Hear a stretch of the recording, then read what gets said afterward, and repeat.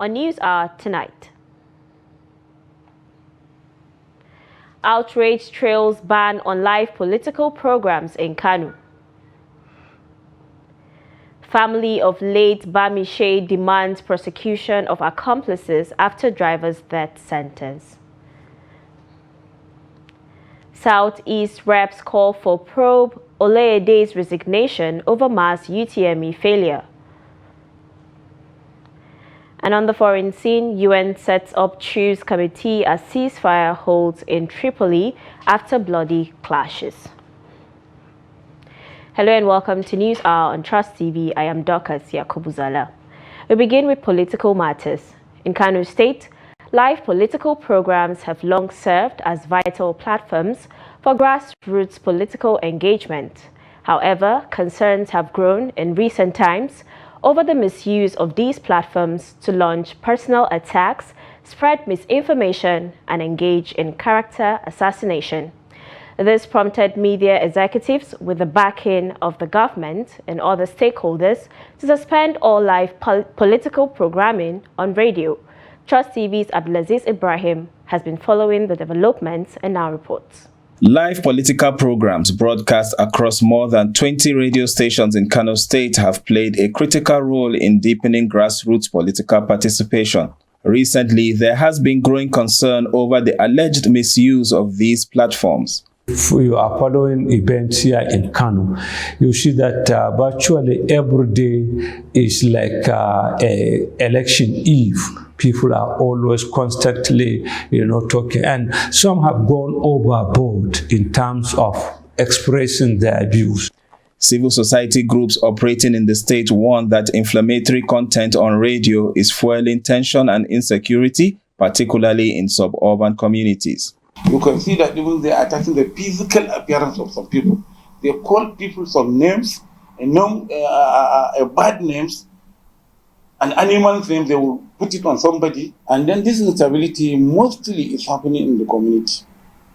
Not even in the city, so in the community. And it's going down there. And when there is instability, when there is confusion in the political party, you cannot even you cannot say that there is going to be a credible vote. Amid concerns, media executives convened a meeting with key stakeholders. In attendance was the state officer of NBC and the commissioner of information. So we had a resolution at that time. All the members of the heads of media forum here in Kano, almost 90% were present. We took a bold decision that let us suspend live political program on our broadcast stations. While some applaud the move as necessary to curb incitement and safeguard community harmony, the suspension has sparked criticisms, with the state government facing backlash. Live political programs are banned. If you do that, I want to tell the state government, if you do that, you are telling people that you are afraid of the opposition. You are afraid. It means you are trying to tell people they are afraid you have a skeleton in the cupboard, which I believe probably you don't have skeleton in the cupboard. There are so many stages you can stop that, and easily it will be stopped. But you cannot just ban everything just because of that. You can sanitize it. You can bring system into it. You can you can look at the whole system and see how you can be able to review it and strengthen it. We were surprised to see that where it was Kano State government that banned political program. It was not true. It was our collective resolution at heads of media forum of Kano State that took that decision to revive or to improve the quality of broadcasting in Kano. Nonetheless, some voices, including experts, advocate for regulation rather than outright suspension, arguing that political programs can be moderated responsibly without stifling free expression. What the government ought to do is to highlight the issue of libel laws in Nigeria and let the media houses be aware of it. And we know NBC is the one that regulates this. So you can highlight these issues to the media so that whoever wants to express his or her own opinion, his attention will be drawn to that. That provided he goes overboard, there are consequences. But by the time you say you are going to, edit things, I think is a step towards dictatorial tendencies. So that is a danger that we may likely fall into if we allow it to be free for all in such situation. Moving forward, the challenge for all stakeholders will be crafting a solution that encourages responsible broadcasting while preserving diverse political voices. Abdulaziz Ibrahim, Trust TV News, Kano. Now, amid growing rumors of a possible coalition among opposition leaders to unseat President Bola Tinubu in 2027, the presidential candidate of the Labour Party in the 2023 election, Peter Obi, has said that the only coalition he's interested in is the one against hunger, poverty, and the terrible state of healthcare and education in Nigeria. Obi, who visited the Bishop of the Anglican Diocese of Kubwa in Abuja on Monday, emphasized that he was not desperate for any position. The former governor of Anambra State dismissed a deal to run as a vice presidential candidate in 2027, insisting that those saying he had an agreement to deputize anyone were playing politics of selfish ambitions detrimental to the growth of the country. A fight is against bad governance, against hunger, against poverty, against out-of-school children, against people not having health services. This country have less than 10% insurance care, health insurance, should be 100%. These teachers teaching here should be paid by government because it's universal basic education. The law says here that our children should go to school free. So what my Lord is doing is helping government. Government should help him. Okay, that's what I did in Anambra State. I'm in coalition against hunger, in coalition against poverty, in coalition against good health. Politics for me is not about position. It is about doing the right thing. Now, away from political matters, Borno State Governor Babagana Umara Zulum has appealed to the federal government to deploy decisive strategies that would ensure that Marte town does not fall to Boko Haram or ISWAP insurgents. Zulum, who was actively involved in coordinating security logistics till late in the night of Saturday, undertook a tour to assess the challenges faced in Marte while also exploring sustainable solutions to foster stability.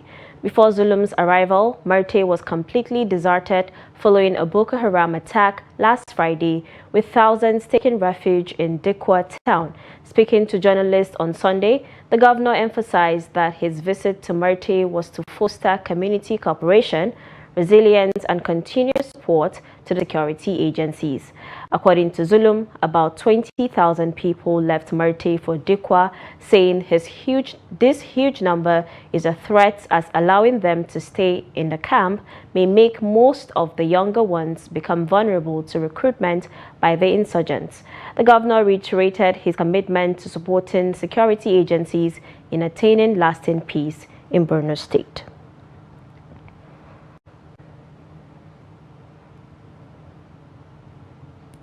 In a significant blow to notorious terrorist leader Bello Turji, his key ally Alhaji Shaudu Alku has been confirmed killed in an airstrike.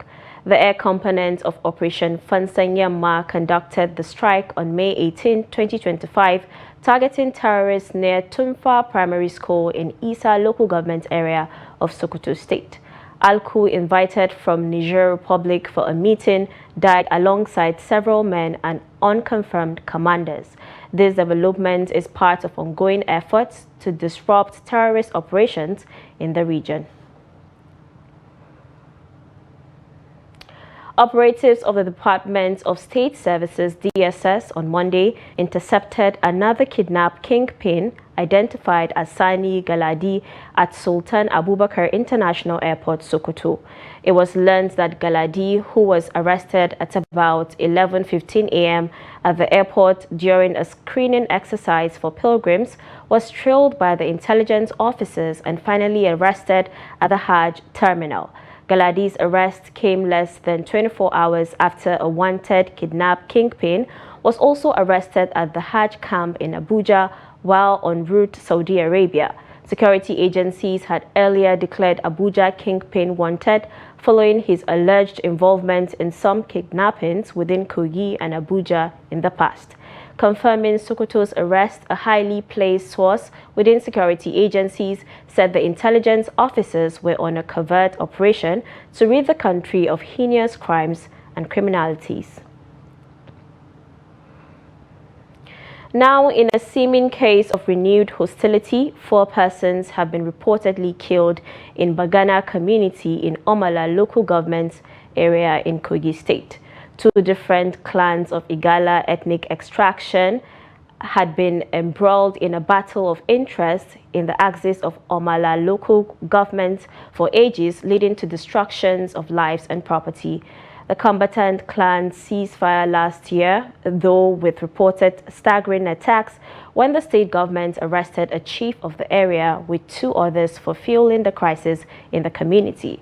Also, in an attempt to restore normalcy in the axis of the state, the federal government established an army surveillance post to checkmate the fragile security situation in the area, bringing relative peace to the community. However, last Saturday, 4 persons from the community were reportedly attacked and killed around 8:30 p.m. along the Kogi-Benue border axis.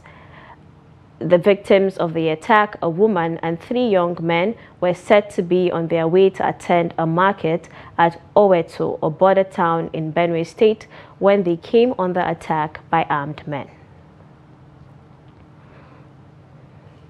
The family of late Oluwabamiche has expressed gratitude for the May 2nd court judgment that sentenced Andrew Knight of Nekoro to death for the kidnap, rape and murder of their daughter.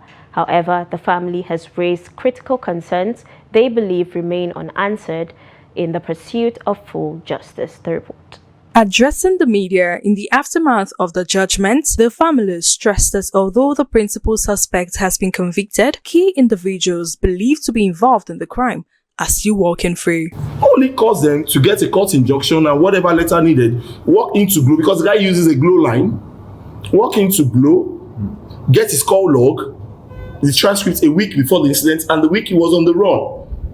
And then you have his BVN. Check every account attached to the BVN. Check his transactions. If he has people he's working with, it's not something that will take time for you to decipher.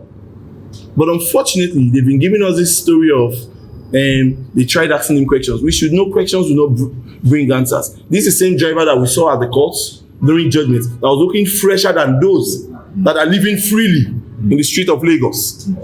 I saw a driver that was looking neat, looking robust. If you commit a crime and you know it's a crime, if you kill, conscience will always judge you. But in a situation whereby you have backings of powers that be, then you should know that it's living large. Supporting the family's demand is the Lagos State branch of the Committee for the Defense of Human Rights, CDHR. The group condemned the long delay in the delivery of judgments, describing it as unfair and unusual when compared with similar cases. The other people who are inside that vehicle, if the police want to do it, I believe they can do it. While the court, when the voice of Bamiche was played, and she was telling her friend, they say, who are those in the outside? Okay, 2 other people and 1 woman, please pray for me. The voice was played, we had it in the court. So I think if a follow-up has been, or even the culprit himself, who is now condemned, has he been questioned, who are these other people in the vehicle? So what we are saying is that judgment was given, but justice has not been fully served. Because those culprits too, let them be identified, named, and brought to justice. By this judgment, we still have some concerns and questions. 1, where is Bamiche's phone? The truth is in the details, and our phone may hold the key to unraveling the mystery. Investigation should have been done to find out where the cell phone is, so as to ascertain the culprits and their locations. As the public awaits further action from the police and state authorities, the Ayonwale family and CDHR have vowed to continue pressing until every person involved in Bamiche's death is identified, prosecuted, and punished. The Lagos State Police Command has confirmed the arrest of Inspector Obik Modestos, a police officer seen in a viral video violently assaulting an Uber driver. The video, which was shared by ex-user Oyindamola, who identifies as #DamiDami35, showed the officer repeatedly beating the driver. Responding to the video on Monday, the spokesperson for the Lagos State Police Command, CSP Benjamin Hundayin, said the police officer, Inspector Obik Modestos, has been summoned by the Complaints Response Unit, CRU, and will be handed over to the Provost's Department for appropriate disciplinary measures. Are you mad? Are you mad? Are you mad? Are you mad? No, just take it easy. Hold that up for your hand. The video police. Huh? Jesus. Why are they beating him up? No, we have to actually go and stay there. Stay in the car with you. Just stay in the car. He just started beating me. They didn't even let... The guy was trying to record. They seized his phone. And this man, it's just... Not all of them, just this one that is holding him. So, why? Why are they doing this? Start the punch. The policeman don't carry, don't drag the guy, don't start the beat out for 1 hour. Oh my God. They're already fighting. They're already fighting. Hope they cannot see me before they collect my phone. Jesus. Why are they beating him up? In other news, the Directorate of Road Traffic Services in the FCT says the use of commercial motorcycles in the Federal Capital Territory, either at the city center or in its suburbs and satellite towns, is temporary as it is not captured in the FCT Master Plan. The Assistant Director, Information and Head Public Relations of the Directorate, Kalu Emetu, made this known in an exclusive interview with Trust TV's Noel Sampson on the registration of motorcycles in the FCT. The report. According to Emetu, as part of the clampdown on the use of commercial motorcycles, which has been linked to insecurity, theft, and other sundry crimes, the FCT administration on April 30th, 2025, destroyed 601 motorcycles impounded for violating traffic regulations in Abuja. He spoke further on the reason behind the classification of motorcycles, as well as enforcement of compliance to rules governing the sector in the territory. When we talk about the city center, they are not supposed to be there, but you still see a lot of them despite all the efforts we are making. So it's a question of people deliberately disobeying the law. It's not as if the enforcement is not good enough. We are doing the much, not only the directorate, law enforcement agencies are doing a lot to ensure that we keep to that law. It's been difficult, but efforts are still being made. He also cleared the air on whether the agency is registering commercial motorcycles in the FCT. There is no provision for them to operate in the territory. We say we only gave them time to remain in the area council. Registering them is a way of saying you have been allowed to operate. So we stopped registering them. We stopped it some years ago. The reason, just like I told you, is for them not to feel that they are free to operate in the territory. With time, they will be asked to keep away from the territory. Checks at Galadimawa, a satellite town in the FCT where the ban on motorcycles has been effective, residents there had divergent views on the effects of the ban. The other side where affect us, we say, keke na what would they use? You understand? Not just straight road. But when would they use bike? They enter at least some area. You understand? But in the part of security, where you help us, we say, at least, even if they steal anything from inside Galadimawa, you know, if you just take and run with leg like that again. But then, way back they operate, we don't know good or bad bike. Well, I made them bring these people back. You understand? Because there's some place where keke no go reach there, but bike go carry you reach that side. You know, say everybody they find the thing where go fit in family or distance. Made them bring them back. The thing affect us well. Nothing those bike people they do mostly. At least any small change like this, they don't come on knife choke you. Before you know, they don't keep SC. At least we don't even see the occasion. Nobody say we don't even witness. Even for this Galadima self, we don't witness some of the occasion 1 or 2 times. Now even the last one where they stop bike said now because of say they choke person knife, now make where they stop bike. Even since where they stop bike say ask for me, I'm happy. Even this keke will be say with the enter now, at least it's okay, it's even convenience for everybody. The FCT administration's decision to ban motorcycles in the city center stems for concerns about insecurity and the use of motorcycles by criminal elements, as motorcycles has been used by armed bandits, kidnappers, and other criminals to facilitate their activities. Noel Samson, Trust TV News, Abuja. And now on a sad note, many people have again lost their lives at the popular Cairo Bridge on the expressway that links both Nasarawa and the Federal Capital Territory. Eyewitnesses said the crash involved a trailer and a vehicle conveying sachet water, commonly referred to as pure water. The incident comes barely 24 hours after a fatal crash claimed lives at the same location, raising concerns over road safety along the busy corridor. Trust TV reports that this year alone, the road along the Inyanya-Kefi, linking Benue and Plateau states had recorded at least 3 different fatalities. Currently, emergency respondents are at the scene, although the exact number of casualties is yet to be confirmed. Operatives of the National Drugs Law Enforcement Agency, NDLEA, have arrested a 29-year-old man, Ismail Isa, with an AK-47 rifle and 2 magazines hidden in a maize sack on the Abuja-Kaduna Expressway. In a statement, the NDLEA said in Taraba, 5,350 pills of tramadol and diazepam were seized from a 22-year-old suspect, while 198 kilograms of cannabis was recovered in Jigawa. In Niger, a car carrying 143 kilograms of cannabis was intercepted with 2 suspects arrested.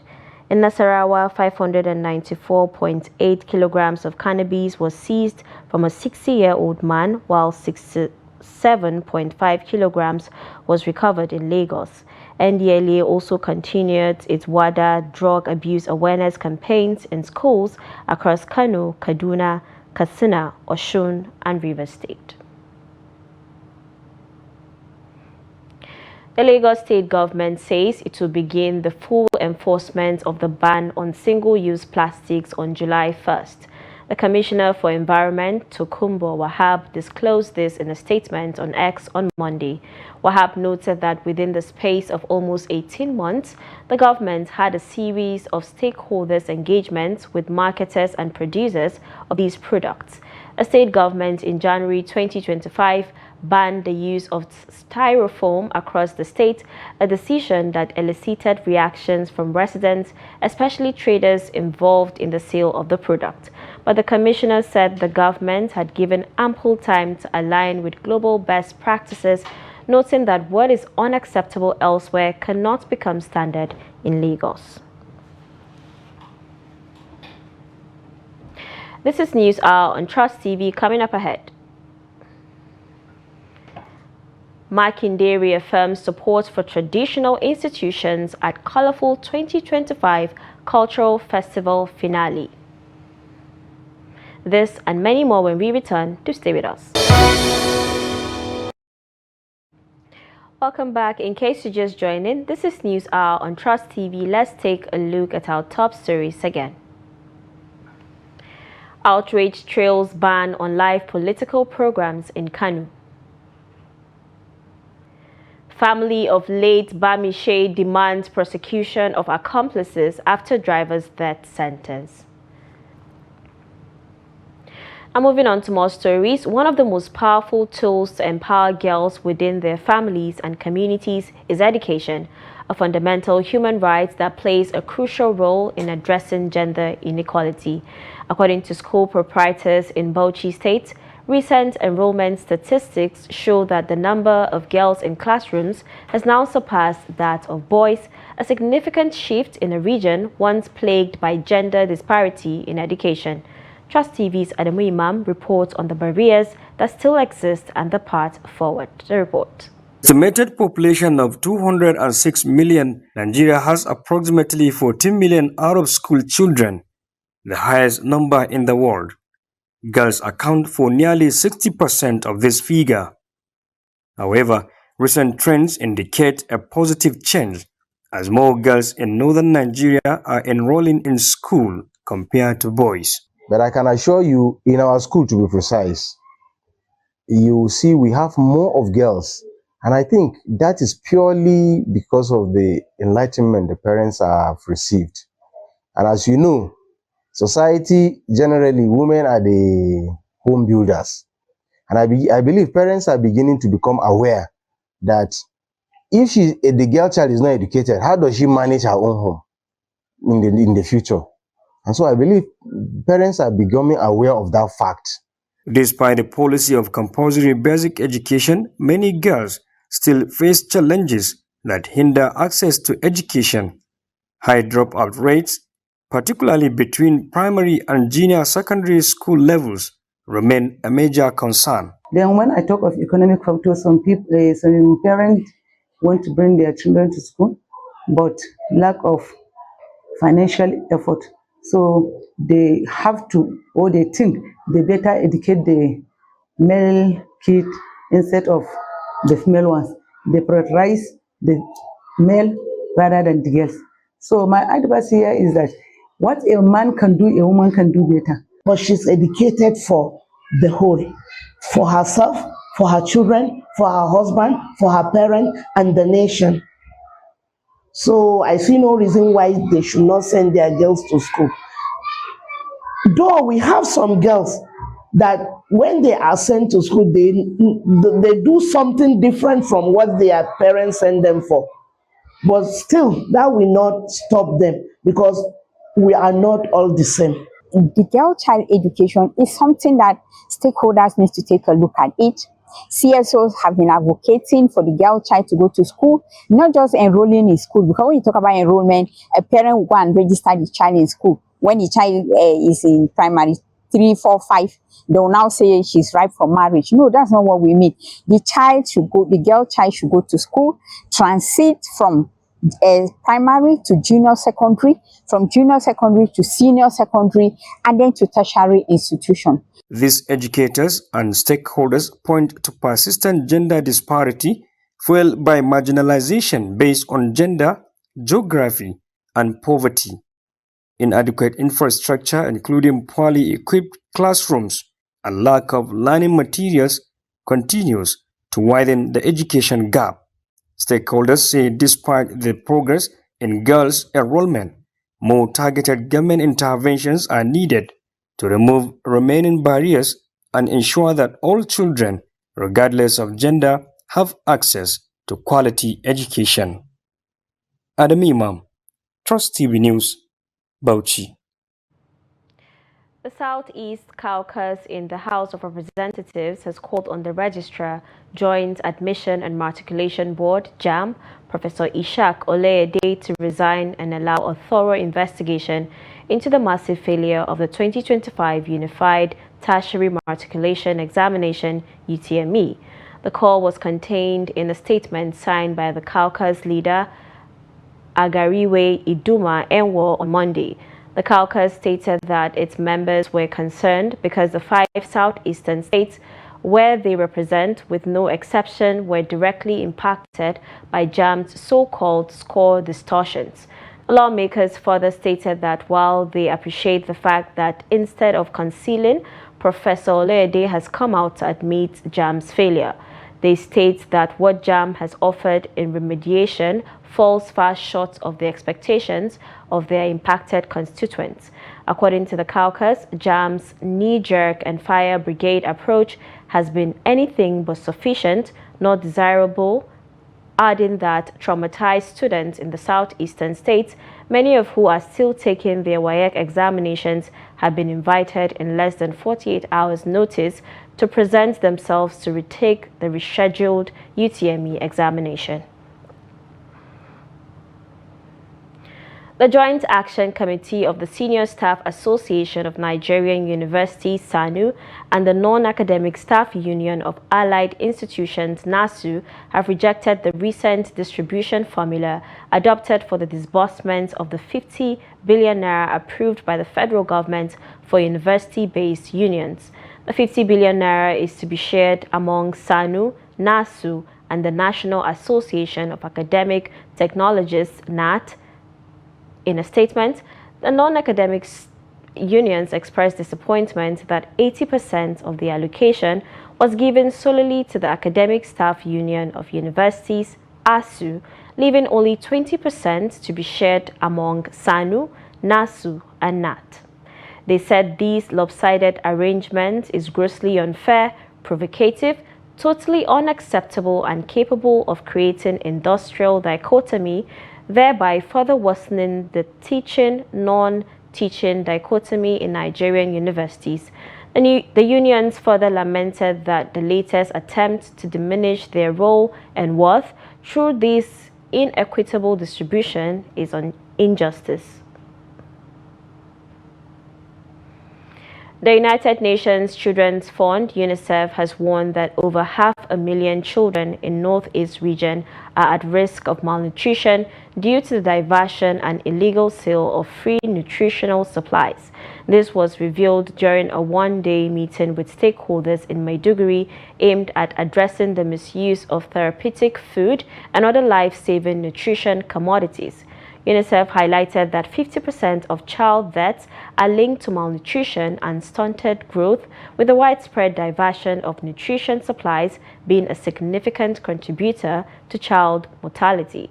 The UNICEF Maiduguri Chief of Field Office, John Senesi, said if the menace persisted, it could exacerbate the humanitarian crisis in the Northeast, while the continued denial of nutrition commodities could lead to more deaths among children in conflict-affected communities. He appealed to security agencies to take action. Action from the government, action from the transporters, never to transport anything of nutrition commodities which are not going directly without a way bill, action from the traders not to sell, refusing to sell, action from those who are buying not to buy, don't buy, it's free, you see, take it, it's free, action from the health workers not to sell, not to divert the supplies, action from everyone involved, everyone. We are going to visit the law in the state and criminalize this issue. Whoever being caught selling these malnutrition commodities that are being supplied to us by the donor partners will be punished.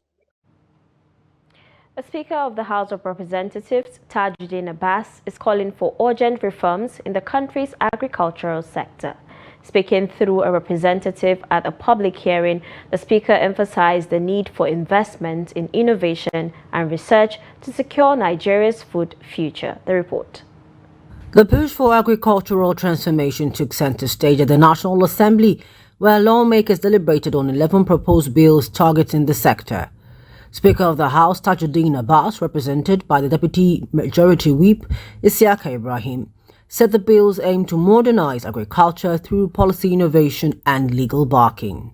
The 11th legislative proposals currently under the scrutiny of this committee reflect a clear indication that the 10th House of Representatives remains resolute in its drive to actualize meaningful governance through responsive and visionary legislation. These bills speak to our collective ambition to restructure the country's agricultural framework through legal instruments that can effectively modernize and revitalize the sector. Chairman of the House Committee on Agricultural Colleges and Institutions, Isiaka Kinlade, blamed the sector's decline on the oil boom of the 1970s and stressed the need to harness agriculture to combat unemployment, rural poverty, and climate change. With a population size of over 220 million and still growing, the nation needs more agricultural colleges and research institutions. We are positive that establishing more agricultural colleges and institutions will drive specialization and dedication to agricultural excellence. There are a lot of tangible benefits in establishing more agricultural colleges. Also present was the Minister of Agriculture and Food Security, represented by Bello Abubakar. He joined government officials in endorsing the bills, which include the creation of institutions like the National Institute of Agricultural Research and Entrepreneurship in Ogun State and the Federal College of Land Resources Technology in Sokoto. Human capital plays a critical role in the development of every nation.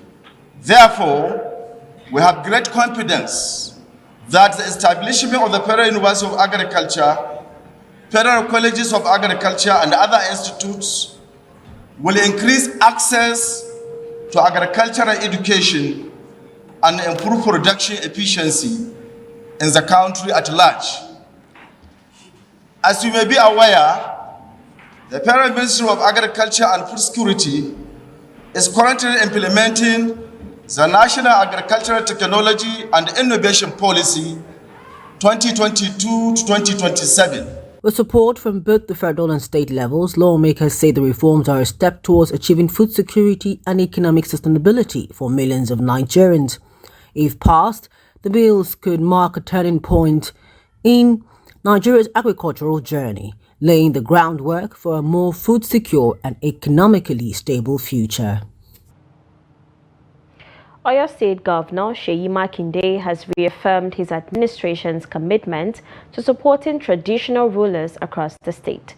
Governor Makinde stated this during the grand finale of the 2025 Ibadan Cultural Festival held in Ibadan, the state capital. The report.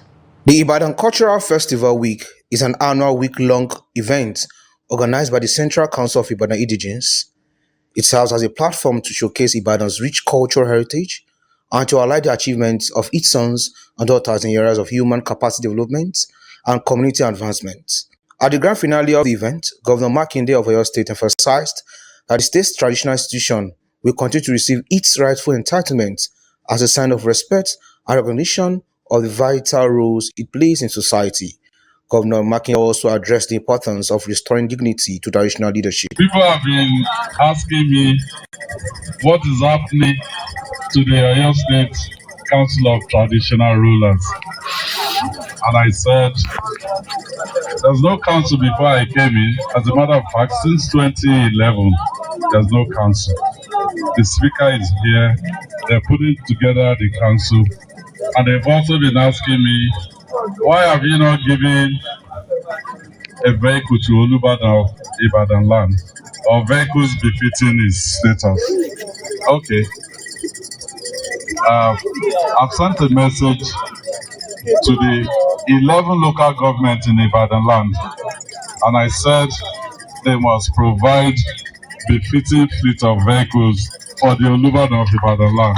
Governor Makinde noted that the Council of Obas and Chiefs had been inactive before he assumed office in 2019, assuming that once the council is reconstituted, traditional rulers will receive their due benefits, including official vehicles. Sincere connection with Ibadan indigenous in diaspora has been brighter than before.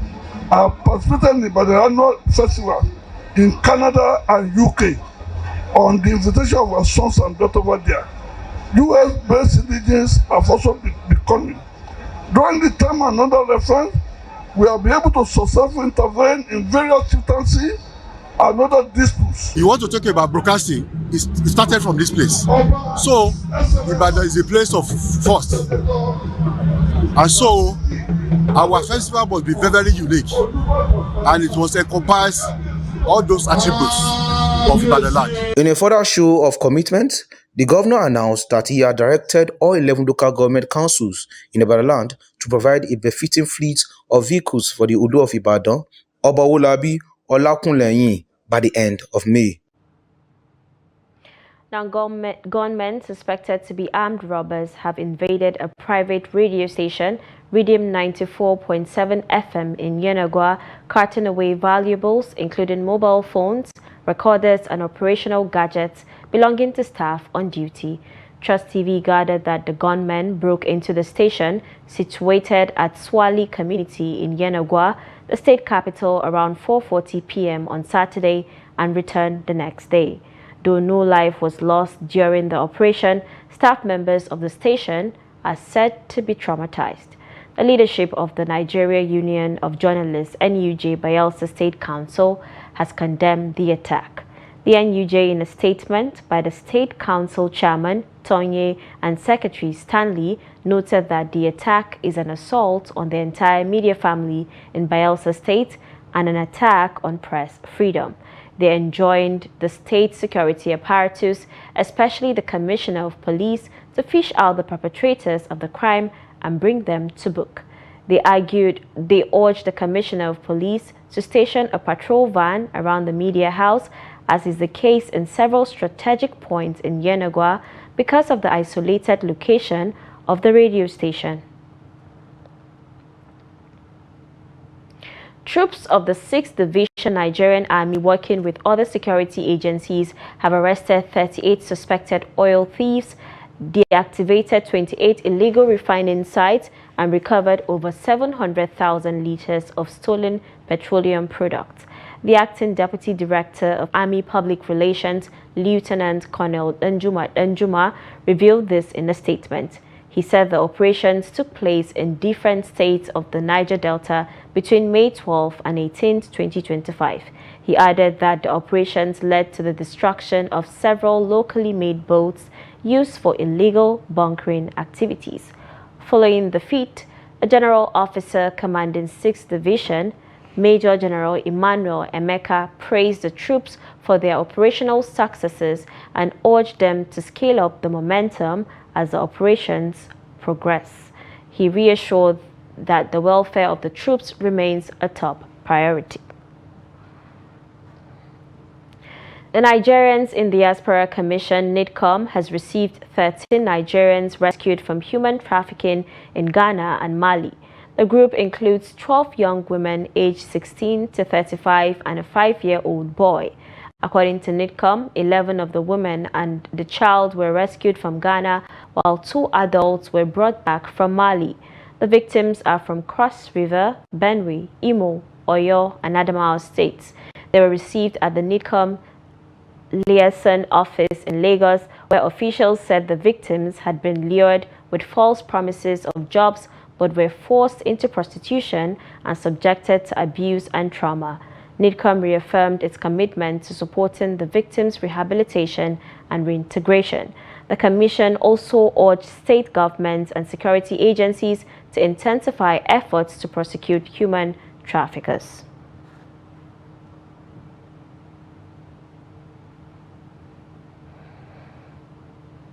You're watching News Hour on Trust TV. More news after the break. Many thanks for staying with us. In case you're just joining, this is News Hour on Trust TV. And now in business, the Minister of Finance, Wale Edun, has emphasized the crucial role of the capital market in achieving the nation's ambitious goal of becoming a $1 trillion economy. Speaking at the Capital Market Committee CMC meeting, the minister highlighted the market's transformation since 2015. He said that with improvements in governance structures, new products and platforms, a stronger regulatory environment, and growing investor participation, the capital market is capable of delivering Nigeria's proposed $1 trillion economy. Edun was represented by the Minister of State for Finance, Doris Uzoka.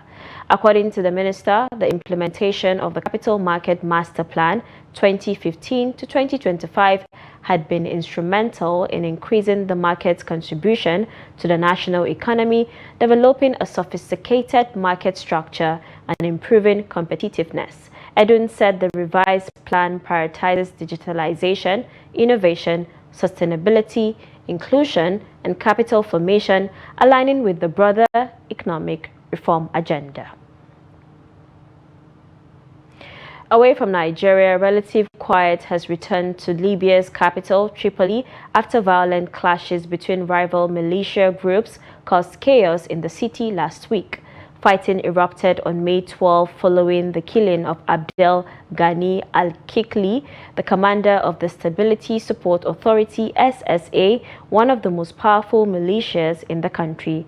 Al-Kikli, also known as Ghaniwa, had been accused of war crimes and human rights violations by Amnesty International. He was reportedly killed in a facility run by rival group 444 Brigade. The clashes that ensued were some of Tripoli's heaviest in years and killed at least 8 civilians, according to the United Nations. The Libyan government announced a ceasefire on May 14th, while the UN support mission in Libya, in a statement on Sunday, said a truce committee had been established to protect civilians and ensure the permanence of the ceasefire. Tanzanian opposition leader Tundu Lissu will remain in remand for an additional 14 days as police and state prosecutors continue investigations into treason charges against him. The Kisutu Magistrate Court in Dar es Salaam granted the prosecution's request to extend the detention until June 12, when the case will return for mention. This marked Lissu's first physical court appearance since his arrest on April 9th. Previous sessions were attended virtually. His legal team, led by senior counsel Mpale Mpoki, strongly opposed the extension, arguing it infringes on Lissu's fundamental rights. A defense questioned why investigations had stalled despite the prosecution allegedly having full access to the necessary evidence.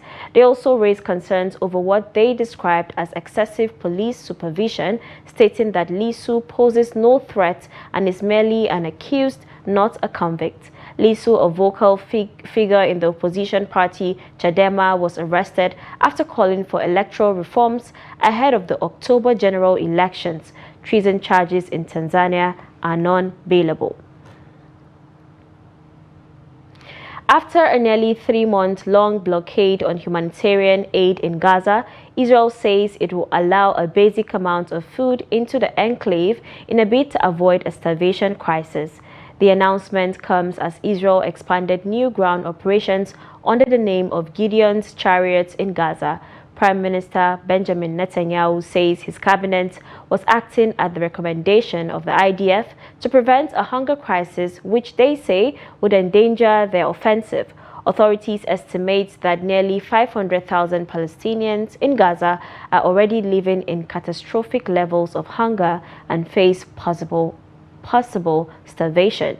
Food security experts had warned that Gaza will likely fall into famine if Israel doesn't lift its blockade and stop its military campaign. A UN-backed report has added to the chorus of alarm, warning that 1 in 5 people in Gaza are facing starvation. It's now time to join Kabir Lowell for the latest in sports.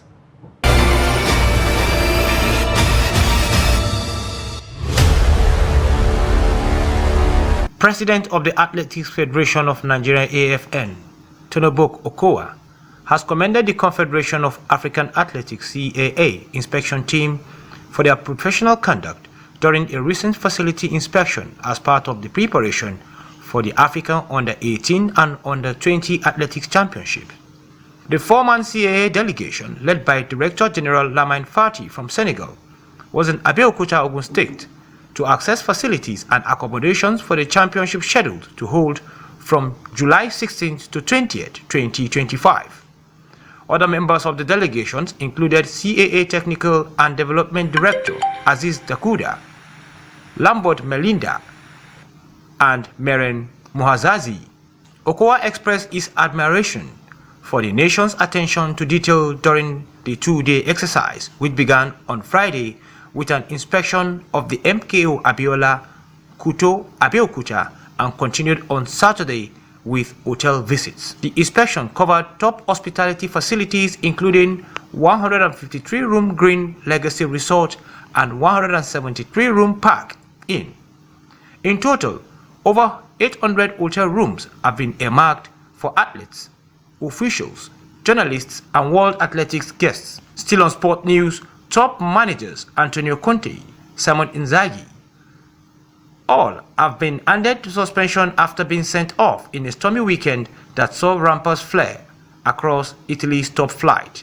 Napoli still clung a slim 1-point lead over Inter following dramatic fixtures, where 9 games were played simultaneously. They faced Cagliari in finale, while Inter take on Como, both sides still on hunt for the Scudetto. But the headlines weren't just about the title race. Conte was shown red during Napoli's goalless draw with Parma. Inzaghi was dismissed in Inter 2-2 thriller with Lazio. That's Sport News. I am Kabir.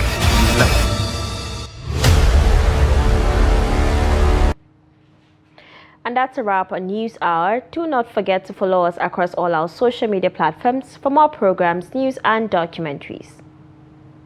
I am Dorcas Yakubzala. Goodbye.